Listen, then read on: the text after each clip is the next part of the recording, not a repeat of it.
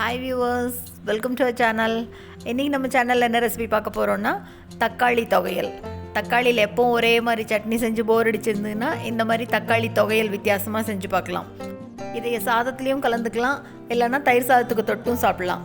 இந்த ரெசிபி எப்படி பண்ணுறதுன்னு பார்க்குறதுக்கு முன்னால் நம்ம சேனல் இன்னும் சப்ஸ்கிரைப் பண்ணலைன்னா கண்டிப்பாக சப்ஸ்கிரைப் பண்ணிடுங்க. கூடவே பக்கத்தில் இருக்கிற பெல் பட்டனையும் தட்டி விட்டுருங்க. ஸோ நான் போடுற வீடியோ எல்லாமே உடனுக்குடனே நோட்டிஃபிகேஷனாக வந்துடும். வாங்க இந்த தக்காளி தொகையல் எப்படி பண்ணுறதுன்னு பார்க்கலாம். ஒரு வாணலியில் 2 ஸ்பூன் அளவுக்கு தேங்காய் எண்ணெய் சேர்த்துக்கலாம். தொகையலுக்கு தேங்காய் எண்ணெய் தான் நல்லாயிருக்கும். எண்ணெய் கொஞ்சம் சூடானோடனே 1.5 டேபிள் ஸ்பூன் அளவுக்கு மல்லி, 1 டேபிள் ஸ்பூன் அளவுக்கு கடலைப்பருப்பு ரெண்டையும் சேர்த்துட்டு அடுப்பை மீடியம் ஃப்ளேமில் வச்சு நல்லா வறுத்து விடலாம். பருப்பு நல்லா பொன்னிறமாக வரணும், அந்த அளவுக்கு வறுக்கணும். கூடவே மல்லியும் நல்லா பொரிஞ்சு வரணும். காரத்துக்கு இப்போ இது கூட 3 காஞ்ச மிளகாய் சேர்த்துக்கிறேன். எல்லாத்தையும் சேர்த்து நல்லா வறுத்து விட்டுக்கலாம். பருப்பு கலர் மாறி நல்லா பொன்னிறமாக வந்துருச்சு பாருங்கள்.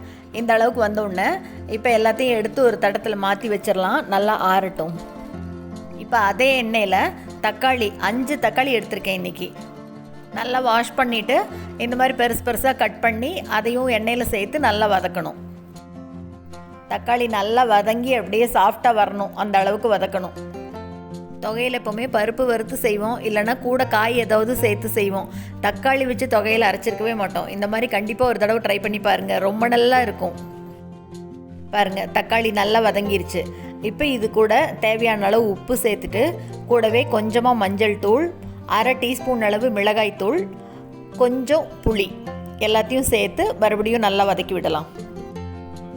எல்லாம் நல்லா கலந்து வந்ததுக்கப்புறமா அடுப்பை ஆஃப் பண்ணி நல்லா கம்ப்ளீட்டாக ஆற விட்டுடலாம். இது நல்லா ஆறட்டும். இப்போ வறுத்து வச்சுருக்கோம் இல்லையா மிளகாய், மல்லி, பருப்பு எல்லாம், அதையெல்லாம் ஒரு மிக்ஸி ஜாருக்கு மாற்றிக்கலாம். கூடவே ஒரு 1/2 டீஸ்பூன் அளவுக்கு பெருங்காயத்தூள் சேர்த்துட்டு 2 டேபிள் ஸ்பூன் அளவுக்கு துருவின தேங்காய், இதையெல்லாம் முதல் மிக்சியில் கொரகொரப்பாக அரைச்சிக்கலாம். இப்போ இது கூட வதக்கி வச்சுருக்கிற தக்காளியும் சேர்த்துக்கலாம். எல்லாத்தையும் மிக்ஸி ஜாரில் சேர்த்ததுக்கப்புறமா துளி கூட தண்ணி சேர்த்தாமல் இதை நல்ல தொகையல் பதத்துக்கு அப்படியே அரைச்சிக்கலாம். தக்காளியில் இருக்கிற தண்ணியே போதும். பருப்பும் தேங்காயும் சேர்த்துருக்கிறதுனால தொகையல் பதத்துக்கு சூப்பராக வந்துடும். அவ்வளோதாங்க, அருமையான தக்காளி தொகையல் ரெடி ஆயிடுச்சு. இதுக்கு தனியாக தாளிக்கெல்லாம் வேண்டியதில்லை. இதை சூடாக சாதத்து மேலே போட்டும் சாப்பிட்லாம், இல்லை தயிர் சாதத்துக்கு தொட்டும் சாப்பிட்லாம், இல்லைனா இட்லி, சப்பாத்தி இதுக்கெல்லாம் தொட்டும் சாப்பிட்லாம். இந்த ரெசிபியை நீங்களும் செஞ்சு பார்த்துட்டு மறக்காமல் கமெண்ட் பண்ணுங்கள். இந்த வீடியோ உங்களுக்கு பிடிச்சிருந்ததுன்னா லைக் பண்ணுங்கள், ஷேர் பண்ணுங்கள், கமெண்ட் பண்ணுங்கள். மறக்காமல் நம்ம சேனலை சப்ஸ்கிரைப் பண்ணுங்கள்.